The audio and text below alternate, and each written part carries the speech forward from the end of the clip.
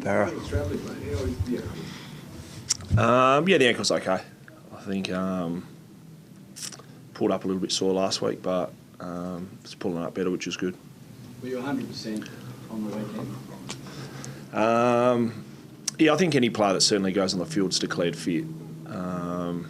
At times you're carrying injuries in. Sometimes you probably get some continuation in your training program. I wasn't, my performance on the weekend wasn't any reason because of my ankle. What do you think it was? Why didn't you be normal in the fact that you have on games?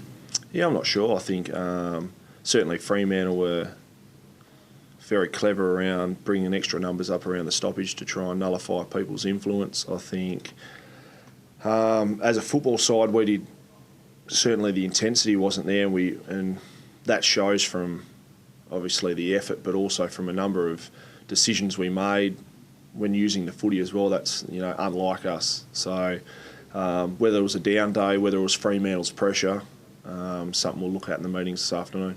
Is that extra number of stoppages something you encounter a bit? Yeah, I think it happens all the time now. I think players certainly bring an extra half forward up. The wingmans might be in there at times. I think some sides probably like to clog up the stoppages more than others. And that's an area we've got to work on. We continue to practice it throughout training weeks to try and predict what's going to happen on weekends. And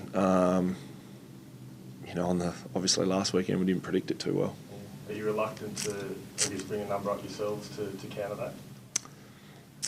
No, not at all. And then if you bring one up, they might bring another one up. Might allow them to get a drop-off player as well. So it's not only around the stoppages. It's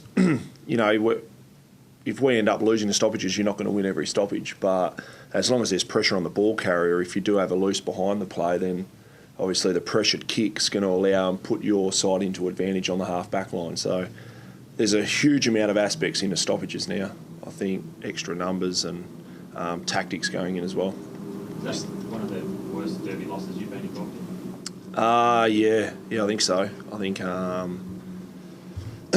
think purely because of the effort that was put in. I think that was probably the biggest disappointing thing across the board. I don't think there were too many players that could have held their head high at the end of the game.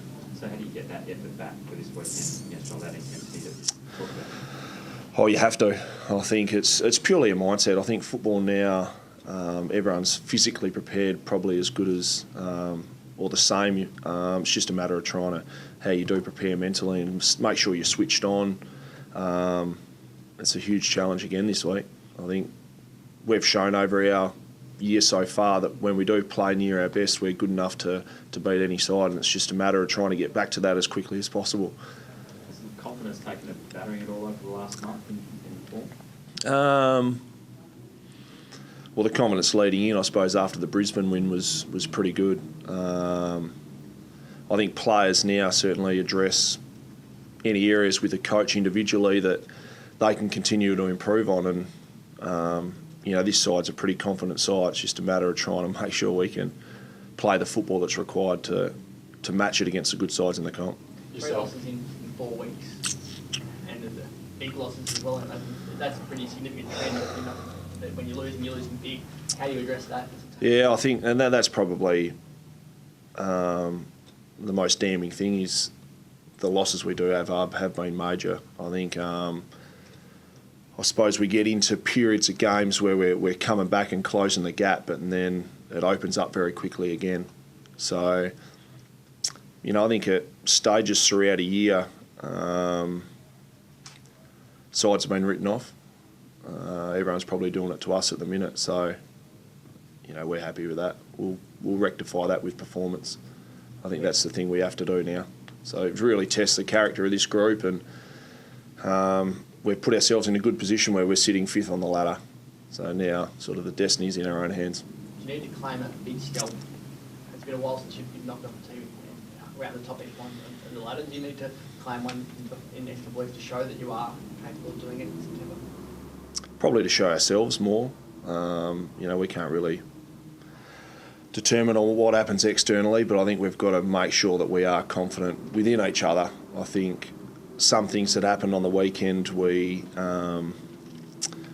individually and as a side and as a playing group, we can't stand for. So it's a matter of making sure you get back to the basics and playing the brand of footy that we started playing at the start of the year. So big scalp, doesn't matter who it is, Friday night, Saturday, has to start this week. It's a fatigue issue at all. You played every game and all the blokes have had a lot of workload with some big names out. Are guys starting, across the board, starting to get tired? I'm not sure. I don't think so. I think the training program, the amount that goes into sports science departments now to make sure players are as fresh as possible for the weekend. I think you're always going to carry fatigue. It's around 20. So it's just a matter of trying to maintain and really go through workload with the fitness staff, and that's what they do.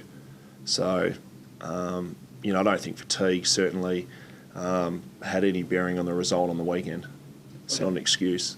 Discipline-wise, you've obviously had a lot of suspensions throughout the year, and out of the games you've lost, only one of them has been where the player hasn't been missing through suspension.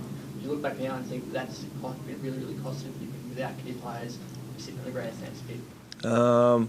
You want your best players out there playing footy as often as possible, and I think all cases are different as they go along as well.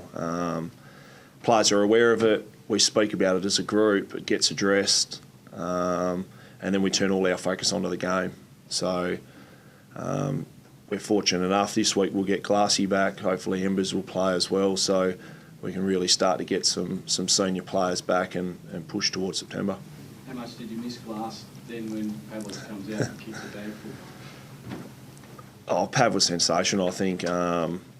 Certainly not only one-on-one, but I think the use that their midfield were allowed to go forward certainly helped that as well. So,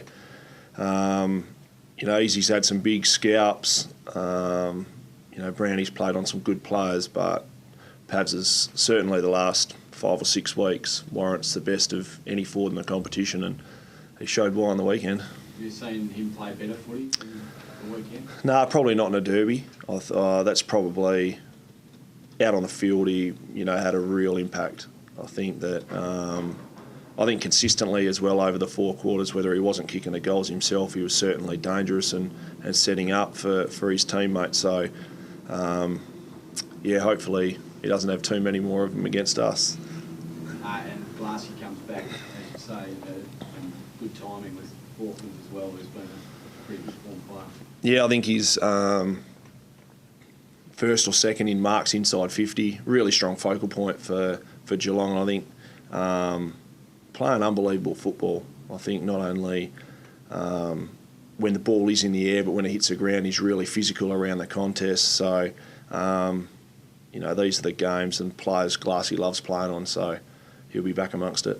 How important is it to get Embley back with his experience, and if he is ready to go, what will that do for the team and the morale around the team?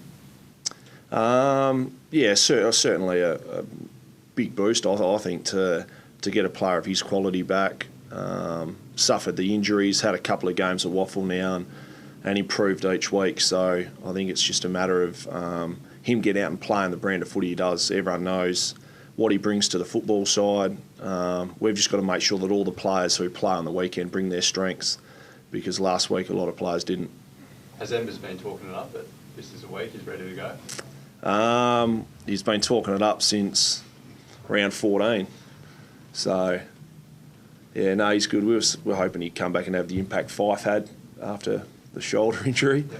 Be pretty handy, but he just brings different strengths to the football side he's shown over his 13-14 year career. Yeah, and there's a bit of talk Matty Rosen might be back as well. What do you think his chances are? Haven't actually seen Rose since surgery, but he'll want to get out there as quickly as possible. I think when you dish up performances like that, it's just a matter of trying to get out there and put your best foot forward.